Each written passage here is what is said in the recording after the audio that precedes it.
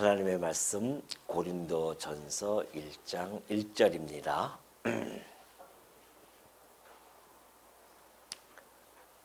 고린도전서 1장 1절 말씀입니다.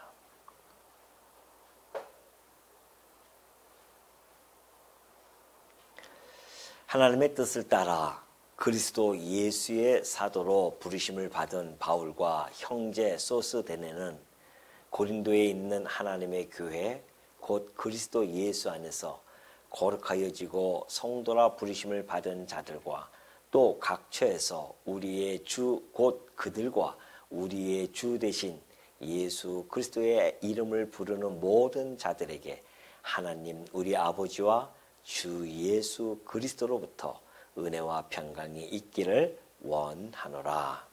3절까지 우선 봉독해 드렸습니다. 지난 시간에는 고린도 지역의 역사적인 배경을 저희들이 살펴보았고요. 오늘부터는 우리 본문으로 들어가서요. 이제 고린도전서 1장부터 시작하게 되어집니다. 우리가 1장 1절에 들어가기 전에 이 고린도전서의 전체적인 어떤 좀 조망이 좀 필요할 것 같아요. 아마 그것이 더 성도님들이 이해하는데 많은 좀 유익이 있으라고 보여집니다. 그래서 크게 이제 고린도전서는 한 네 부분으로 나눌 수 있습니다. 아니, 한 세 부분을 나눌 수 있는데 그 세 부분에서 또 하나의 분류가 되어질 수 있다는 것이죠. 자, 1장 1절부터 9절까지는 이제 일종의 도입부입니다. 그러니까 도입부로서 바울이 고린도 성도들에게 인사를 하죠. 인사를 한다거나 또는 어떤 칭찬, 물론 이렇게 직접적인 칭찬이 아니라 그 교회가 가지고 있는 긍정적인 측면들을 하나하나 들어서 또 위로도 해주고 그런 것이죠. 더불어서 하나님께 감사하는 그 감사에 대한 것들을 이 도입부에서 언급하고 있습니다. 그리고 나서는 이제 10절부터 1장 10절부터는 크게 6장까지요. 6장까지 한 부분을 또 나눌 수가 있습니다. 이것이 도입부라고 한다면 이것은 이제 본론이거든요. 본론이고 나중에 이제 종결부가 또 나타나는데 이 본론에서 크게 두 가지로 나누면 1장 10절부터 6장까지 나눠질 수가 있는데요. 여기서의 내용을 보면은 이제 교회 내에 각종 오류가 지금 발생되어집니다. 오류가 발생되어졌는데 이 오류에 대해서 바울이 책망을 합니다. 그리고 권면을 해주고 있죠. 이것이 이제 1장 10절부터 6장까지입니다. 그 오류의 내용을 보면은 분쟁이 일어났어요. 분쟁이 일어나고 뿐만이 아니라 어떤 성적인 문제죠. 그러니까 도덕적인 질서, 도덕적 무질서가 나타났어요. 질서가 없이 도덕적인 무질서가 나타납니다. 이것이 이제 이런 부분에 대해서 책망을 하고 권면을 하는 것이 6장까지 전개가 되어집니다. 그리고 이제 7장부터 15장까지죠. 15장까지 보면은 16장까지 있으니까 15장까지 보면은 이제 각종 그 교회 내에서의 질문을 가지고 있어요. 각종 질문에 대한 바울이 교회가 가지고 있는 의문들이 있었습니다. 그러니까 질문이 있어요. 그 질문에 대하여 바울이 이제 목회자적인 그런 답변을 해 가고 있는 것이죠. 답변을 해 나가는데 그 질문의 내용을 보면은 예를 들어서 그 결혼에 대한 문제, 그때 당시에 그 결혼에 대한 문제가 있었고요. 뿐만이 아니라 그 우상 숭배를 했던 그 우상 제물에 대한 뭐가 되느냐 말아야 되느냐 취식에 대한 문제입니다. 우상 제물에 대한 취식에 대한 문제가 있었고요. 그리고 또 뿐만이 아니라 공적 예배죠. 공적 예배에 대한 질서에 대한 문제가 있었고 어떻게 되느냐. 그리고 또 하나는 이제 부활에 대한 의구심이 있었고 이런 질문에 대해서 바울이 하나하나 답변을 해주고 있습니다. 각종 여러 가지 재반적인 문제들을 답변해 주는 것이 이제 15장까지 가고요. 마지막 16장은 마지막 종결부로서 역시 마지막 권변과 함께 인사로서 마무리를 지어집니다. 이것이 이제 고린도전서에 나타나는 전반적인 흐름이에요. 그러니까 우리가 크게 이렇게 한번 4장으로 살펴보면 쉽게 고린도가 이런 문제가 있었고 답은 또 어떻게 펼쳐나갈 것인가 이제 이걸 우리가 확인하는 것이죠. 여기에 대한 오류에 대한 책망을 하고 권면을 어떻게 해나갈 것인가. 그리고 이런 질문에 대한 것을 어떠한 방식으로 답변해 가질 것인가. 이것을 확인하는 작업이 오늘 우리 수요일 예배 시간에 이제 하나하나 그 작업을 할 것입니다. 오늘은 특별히 이제 1장 1절부터 9절 도입부입니다. 바울의 인사와 그리고 하나님께 감사하는 내용들을 하나하나 살펴보도록 하겠습니다. 여러 가지 이제 교회 문제가 있었잖아요. 이런 오류가 있고 여러 가지 혼란스러운 교회에 바울은 이제 이 편지를 통해서 하나님께서는 이 바울을 통해서 이 혼란스럽고 점점 무너져가는 그 교회를 견고히 세워가는 그런 복음을 통하여서 교회를 무너지지 않게 붙들어 주시는 하나님의 섭리가 이 고린도전서에 있다는 것입니다. 그래서 지난번에 말씀드렸듯이 고린도전서의 주제다 하면은 이 교회를 세우는 복음, 교회를 견고히 세워나가는 복음, 뭐 이렇게 이야기할 수가 있습니다. 이 권고와 책망은 사실은 바울이 이 권고와 책망과 이 권면을 통해서 하나의 이제 책찍질이죠. 그렇게 해서 그 성도들로 하여금 다시 깨닫고 돌아오게 하는 그러한 효과를 발생하게 있는데요. 이 사도 바울은요, 사도권을 가지고 있었던 이 사도 바울은 고린도 교회의 문제점을 정확히 이제 숙지하죠. 그리고 나서 거기에 대한 이 교회를 어떻게 하면 견고히 세워줄 수 있을까라고 하는 것을 이제 그 예수 그리스도의 그 말씀을 통하여서 하나하나 권면을 해 나가고 있습니다.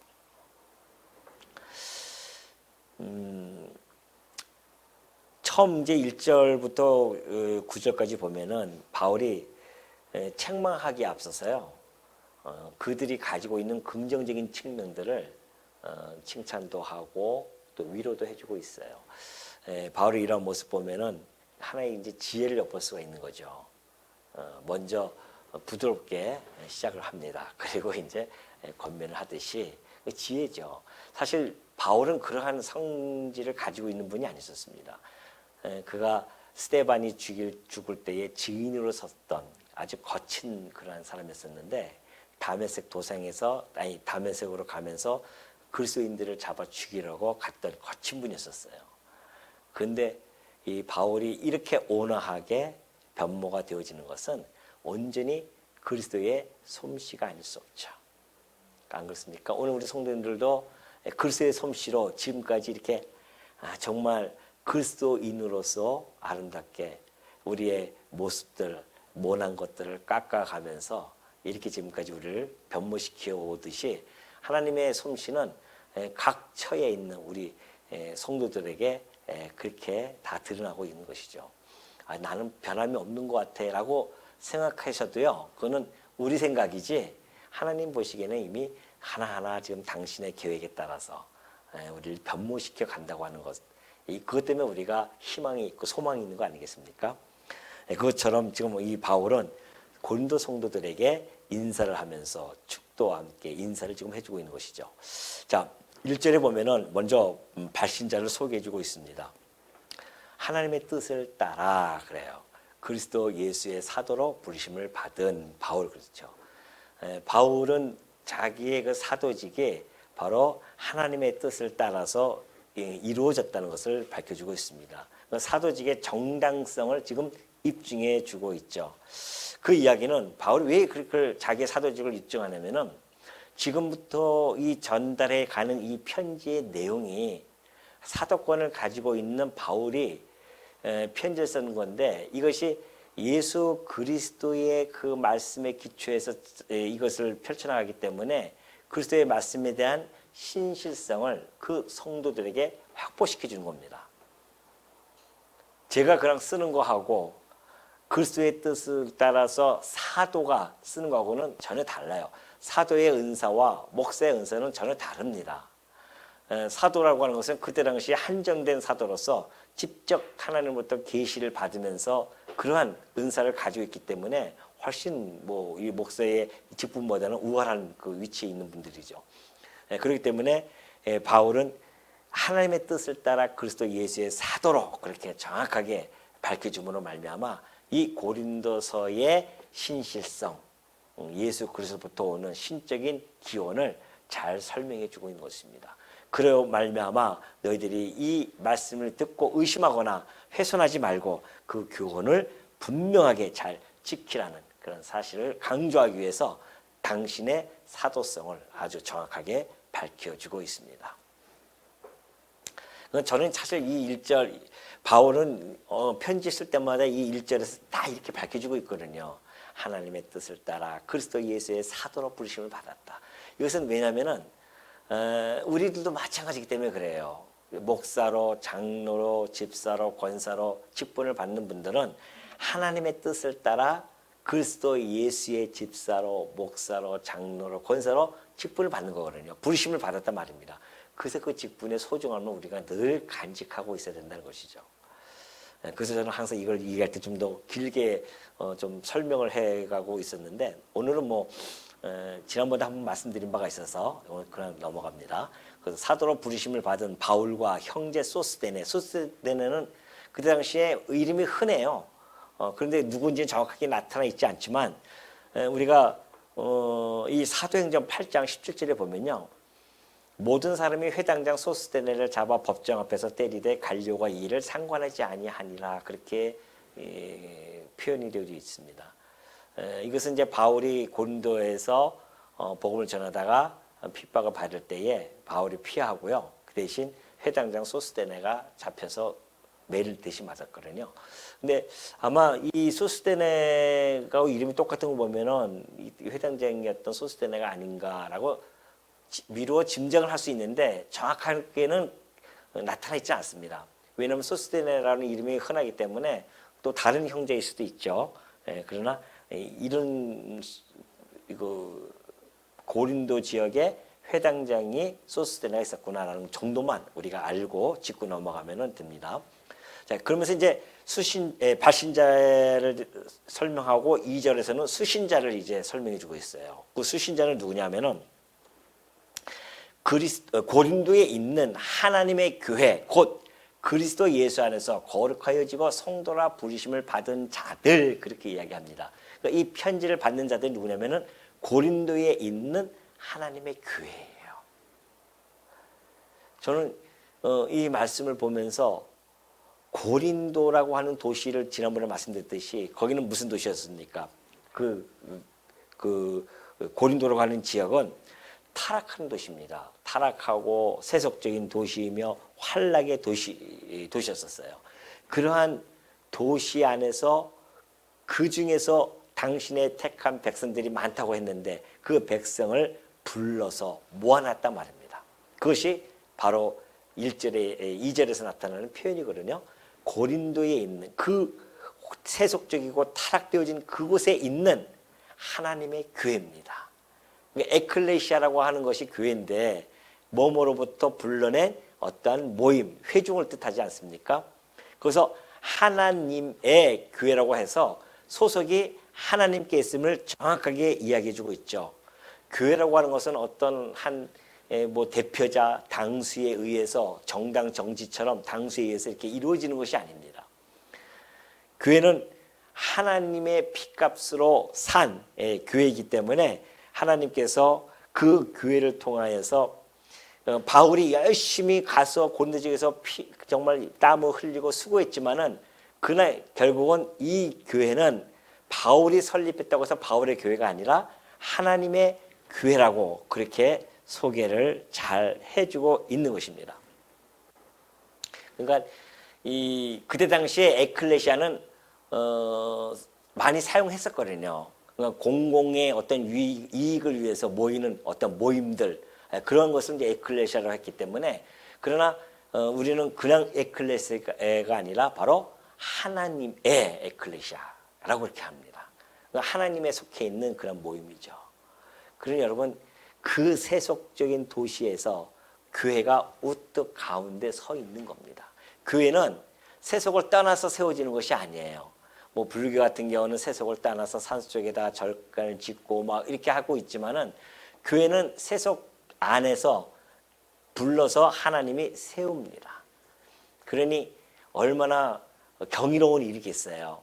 그 환락의 도시에서 하나님의 모임, 거룩한 모임, 거기 보면 그러죠. 그리스도 예수 안에서 거룩하여지고 성도라 부르심을 받아요. 그 환락의 도시에서 성도라 부르심을 받는 자들이 모여진단 말입니다. 이것이 놀라운 일 아니겠어요? 우리 마찬가지죠. 오늘 이 청주 지역도 마찬가지입니다.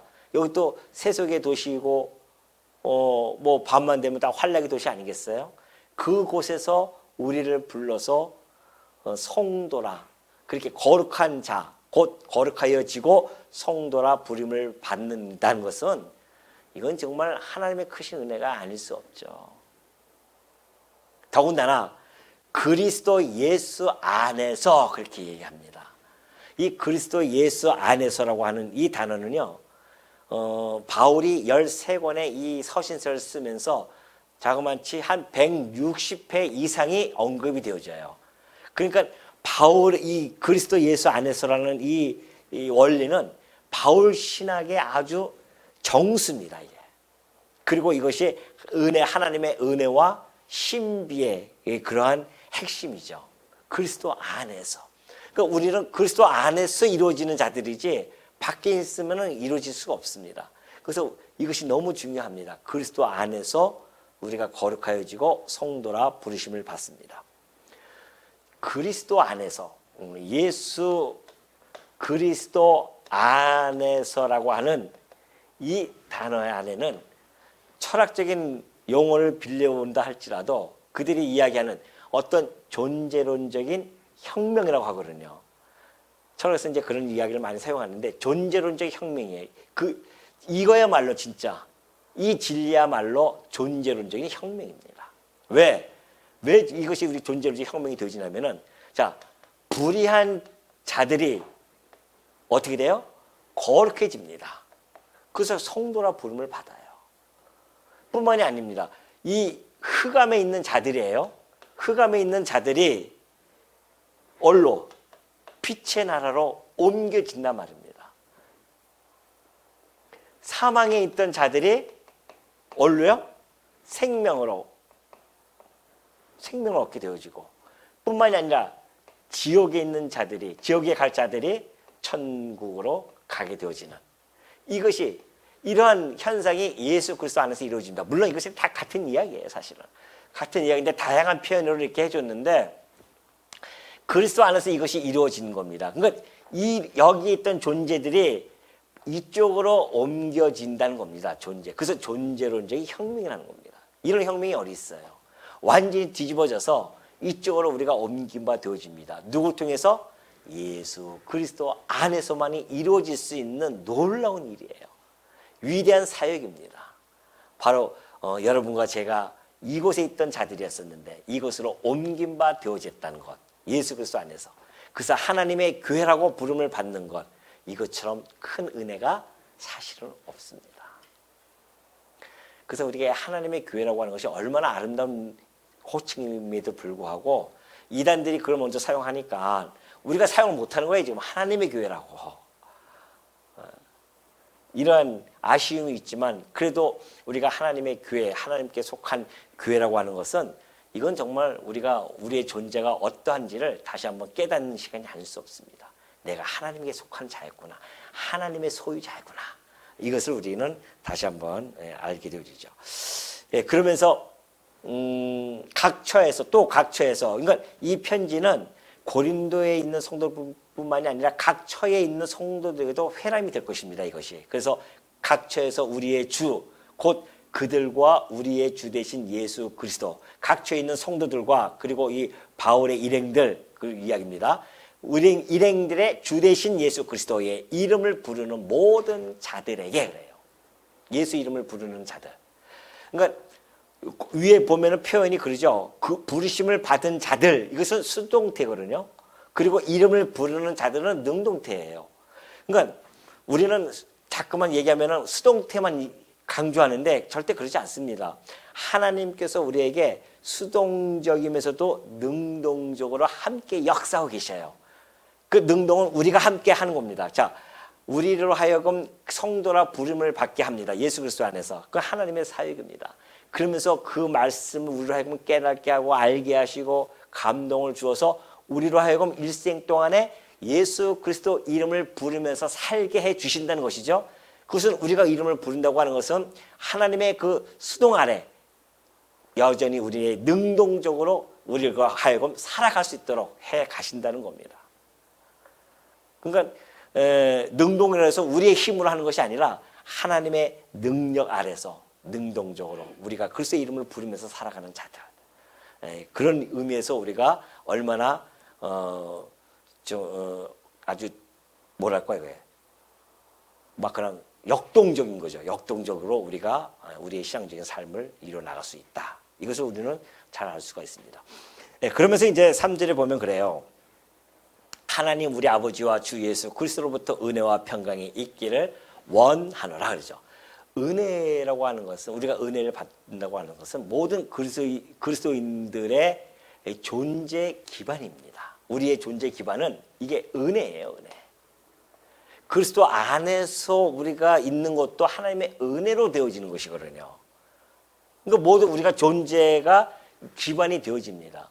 그러니까 하나님께서 예수 그리스도 안에서 우리를 거룩하게 해주시는 것, 이것이 바로 은혜라는 것이죠. 그러니까 하나님의 그 사역을 통해서 우리가 은혜를 얻게 되어졌고, 뿐만이 아니라 평안이라고 하는 것은 그 그리스도 안에서 우리가 구원을 얻는 자들로서 하나님과 화목하게 되어지지 않습니까? 하나님과 화목하게 되어진다고 하는 것은 우리 안에 참 평안을 얻게 되어진 것이고, 그 참 평안은 우리로 하여금 행복한 형태로 나타나게 되어집니다. 그래서 은혜와 평강은 매우 성도에게 중요한 겁니다. 은혜와 평강.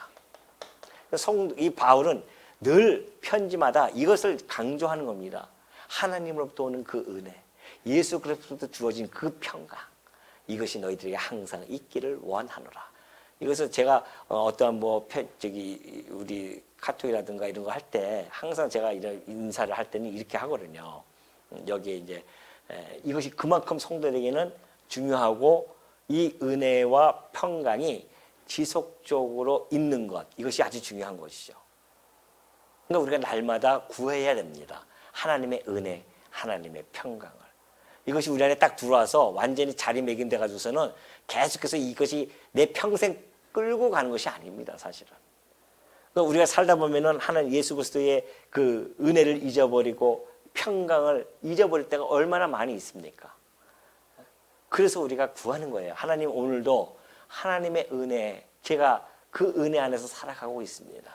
하나님께서 나를 구원해 주신 그 은혜, 나로 하여금 믿게 해주신 그 은혜, 그 은혜의 도가니 안에서 제가 오늘도 살아가게 하옵소서.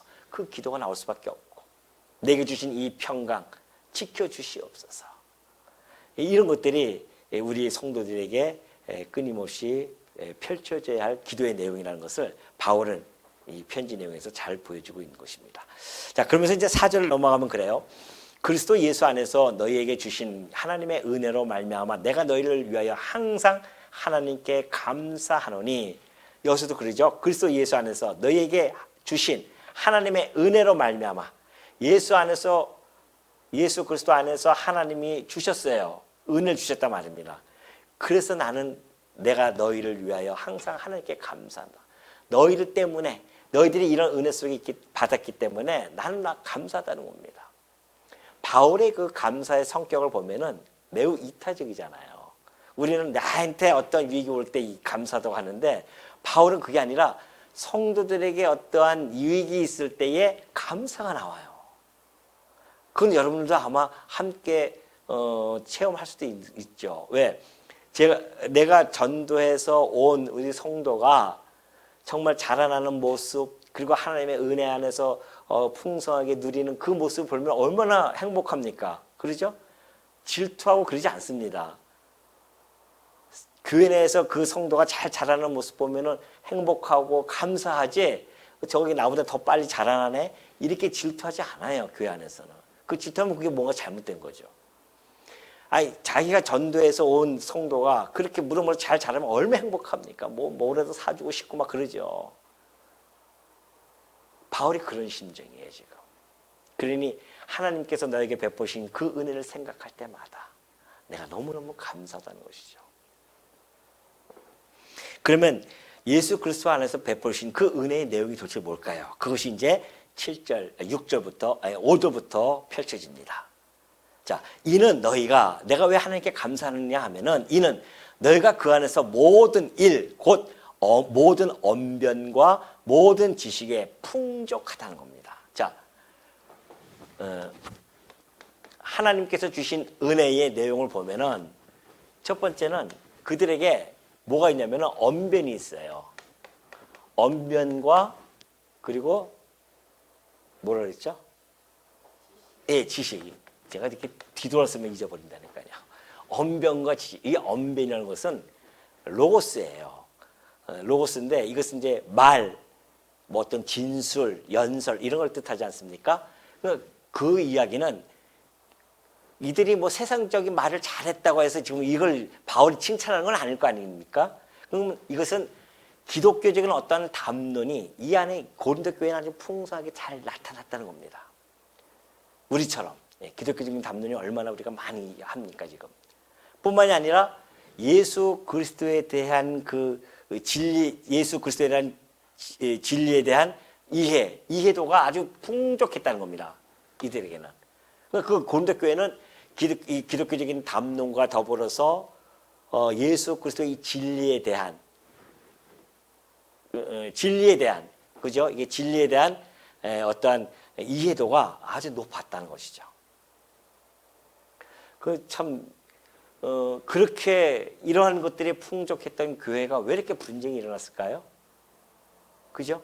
그래서 우리가 가지고 있는 이러한 언변, 기독교적인 언변, 기독교적인 지식만 가지고서는 교회가 견고하게 세워질 수 없다는 겁니다. 그걸 보여줘요, 역사 속에서. 2000년 전에 보여줬던 고린도 교회에 나타났던 현상이 2000년 후에 우리 과거 강남도의 산하 모든 교회에서 동일하게 나타났습니다. 왜? 강남도의 우리 산하 교회 성도님들이 언변과 지식에 뛰어났단 말입니다. 다 그랬었어요. 그런데 완전히 평행 이론처럼 2000년에는 시간과 공간이 바뀌었음에도 불구하고 여전히 현대교회에서도 이것이 각 교회마다 우리 강남교회뿐만이 아니라 다른 교회들도 많이 나타나는 게 많이 있습니다. 그래서 교회는 견고하게 세워진다고 하는 것이 언변과 지식만, 이것도 필요하지만 그것만 가지고는 안 된다는 것을 역사 속에서 증명이 된 겁니다. 마찬가지예요. 얼마나 분쟁이 있습니까? 저렇게 지식이 뛰어나는데도 불구하고 그렇다는 것이죠. 또 하나는 6절에 보면은 그리스도의 증거가 너희 중에 견고하게 되어, 그래요. 그리스도의 증거가, 이것은 이제 바울이 한 이 고린도 지역에 가서 예수 그리스도에 대한 증거를 했다는 뜻입니다. 예수 그리스도에 대해서 너희에게 대한 증거를 했는데, 그 진리를 증거했는데 그 진리가 견고히 너희에게 구축이 되어졌다. 두 번째, 진리가 구축이 되어졌습니다. 아주 견고하게. 그 뿌리가 깊이 내렸다는 겁니다. 바울이 전한 그 복음이 불과 4, 5년이 흘렀는데도요, 아주 깊이 뿌리가 박혔어요. 그 고린도 교회가 사실은 대단한 교회죠, 지금. 외형적으로 보면은 대단한 교회입니다. 그 얼마 되지도 않았는데, 4, 5년 동안 됐는데, 그들이 복음에 대한 것의 이해도도 높을 뿐만이 아니라 진리가 구축이 되어져 있었어요.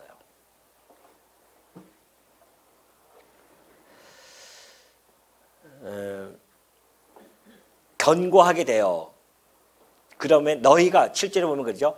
너희가 모든 은사에 부족함이 없이 그래. 너희가 모든 은사에 부족함이 없다. 세 번째는 영적 은사가 풍성했다는 겁니다. 영적 은사가 풍성한 교회예요. 나중에 뒤에 보면은 막 그들의 은사에 대해서 이제 설명해 줄 텐데 그 은사가 풍성해요. 그 은사가 풍성해서도 그렇게 교회가 분쟁과 여러 가지 문제가 발생했다는 겁니다. 또 하나는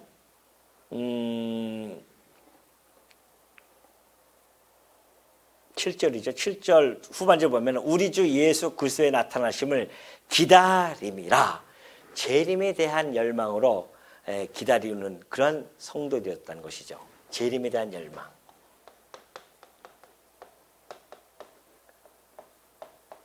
재림을 열망을 하고 있어요.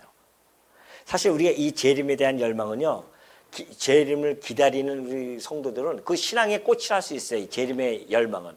우리가 이 땅에 살아가면서 신앙생활을 하고 있는데 그 신앙생활의 꽃은 뭔가? 재림을 열망하면서 살아갑니다. 왜? 기독교는 부활의 종교예요. 부활의 종교가 아니면 이 저녁 시간에 우리가 이렇게 모일 이유가 전혀 없습니다. 뭐 부활이 없고 이 세상뿐이라고 한다면은 우리가 뭘 그렇게 도덕적으로 깨끗하게 살 이유도 없어요. 내일 이 세상이 끝이라고 하는 사람들이 뭘 그렇게 깨끗하게 살려고 합니까? 그러니까 사람들이 그렇게 안 살잖아요. 어떻게 해서든지 남의 것을 뺏어서라도 내 한 몸 이 땅에 사는 동안에 떵떵거리면서 살고 싶어 하는 마음이 인지상정 아니에요? 누구나 다 그런 생각을 가지고 있단 말입니다. 그러나 성도는 그들과의 다른 삶을 걸을 수밖에 없는 것은 우리에게는 재림을 열망하는 소망이 있단 말입니다. 우리는 날마다 부활적인 삶을 살아가는 자들이에요. 그럼 우리 주님께서 마지막 요한계시록 22장 20절에 보면요, 마지막에 이렇게 말씀하세요. 이것들을 증언하신 이가 이르시되 내가 진실로 속히 오리라. 내가 반드시 속히 온다. 그렇게 말씀하시니까 사도 요한이 뭐라고 얘기합니까? 아멘. 주 예수여 오시옵소서 그래요. 예수님이 옥마 했더니 오시옵소서. 성도들의 기도입니다. 날마다 오늘 아침도 우리가 일어나서 기도할 때 주여 오시옵소서. 언제 오실지 모르니까 오시옵소서라는 뜻 안에는 내가 재림을 소망하면서 재림을 준비하면서 오늘도 살아가겠나이다 라는 그 의미가 그 안에 함축되어져 있는 겁니다.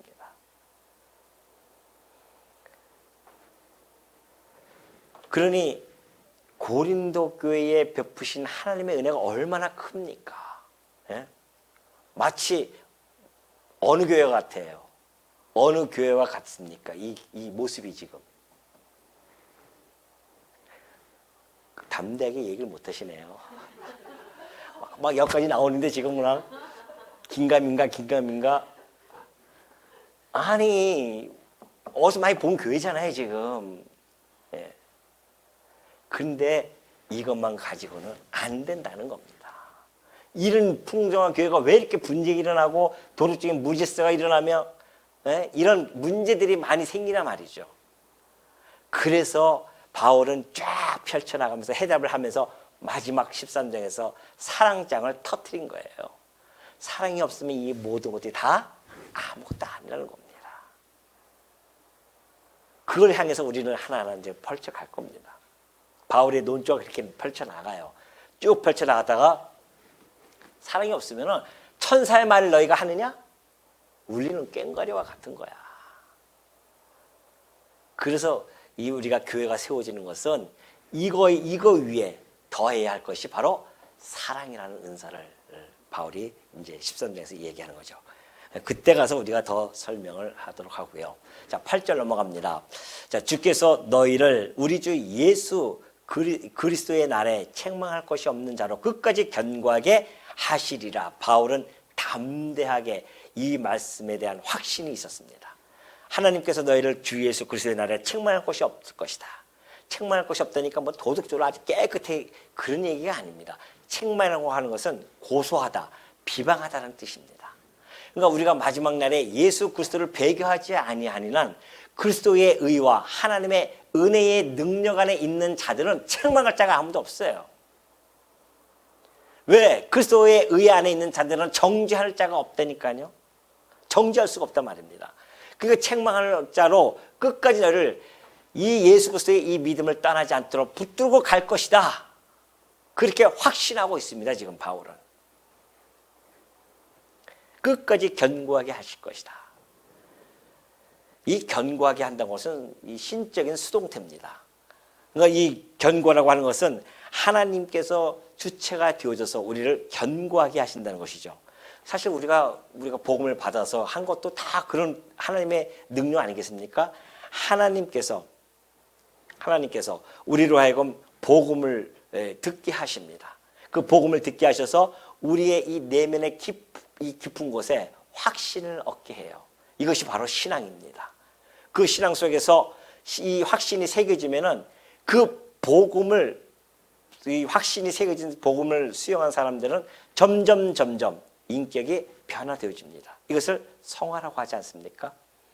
그리고 지속적으로 그 복음 안에서 우리가 확립이 되어지는 것, 그래서 결국은 견인해 가시는 이런 모든 일들, 이것이 견고케 한다고 하는 그 말씀 속에 다 함축되어 있거든요.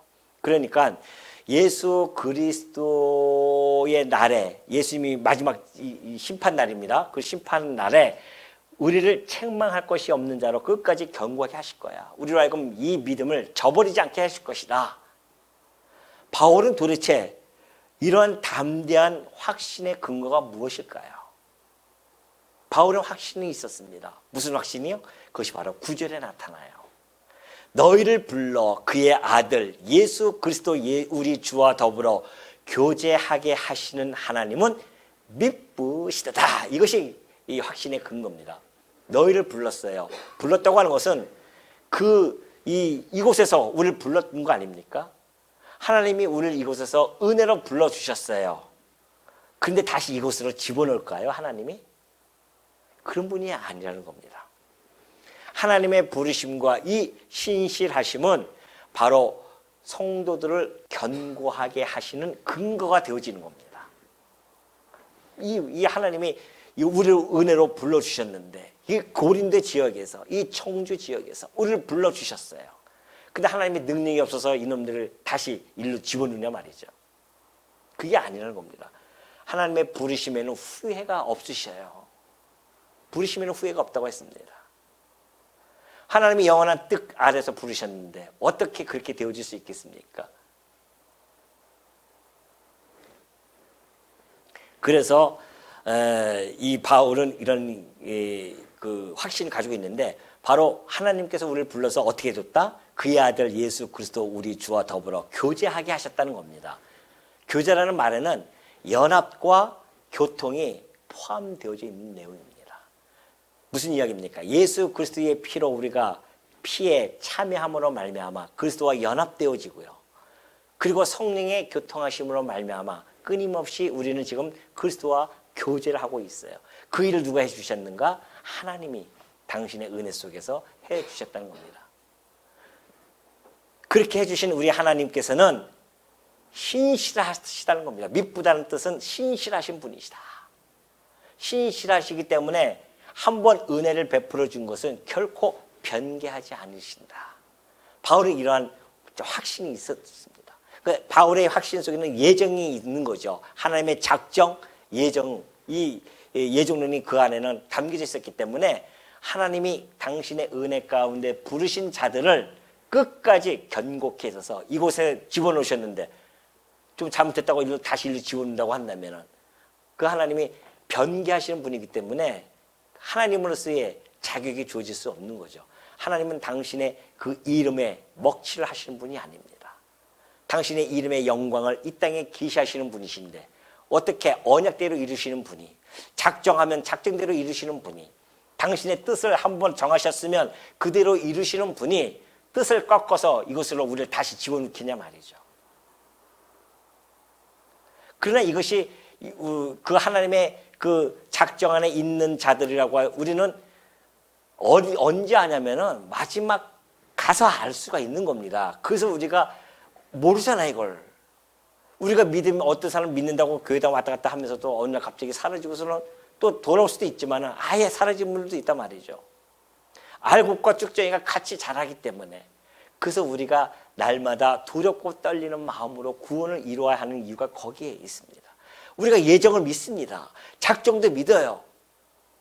그러나 내 삶 속에서 내가 예수 그리스도의 믿음을 저버리지 아니하고자 하는 그 애씀, 방주를 짓고자 하는 그 마음, 구원을 이루고자 하는 그 마음, 두렵고 떨리는 마음이 없이 어떻게 내가 하나님의 그 뜻 안에 있다고 감히 말할 수 있겠냐 말이죠. 그것이 바로 오늘 이 바울이 확신의 근거를 전해주는 것이고 성도들은 삶 속에서 그것을 증명해 가는 겁니다.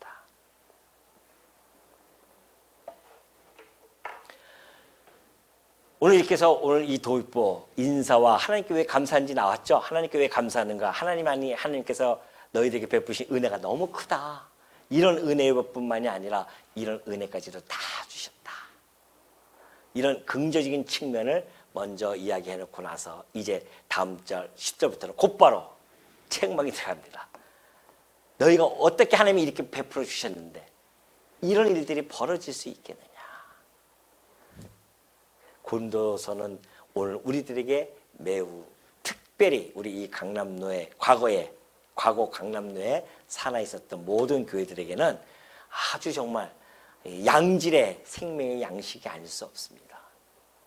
우리가 이 고린도전서를 하나하나 펼쳐나가면서 앞으로 우리가 정말 이 주옥 같은 이 말씀 안에서 우리의 삶이 우리의 모든 것이 다 녹아지고 그리스도 안에서 정말 우리가 교회가 견고히 세워지는 그런 교회로 변모되는 교회가 되는 바람으로 오늘 말씀 강론을 마치도록 하겠습니다.